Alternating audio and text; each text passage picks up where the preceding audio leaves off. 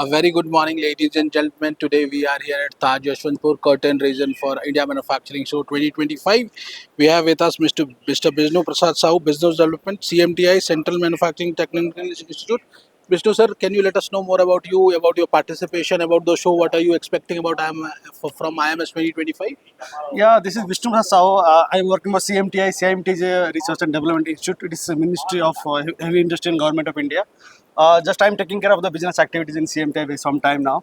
So yeah, we are. Last time we are also in this IMS. We have attended the event. There is so much benefit. Many like DIDO kind of many ISRO, DIDO such people are there.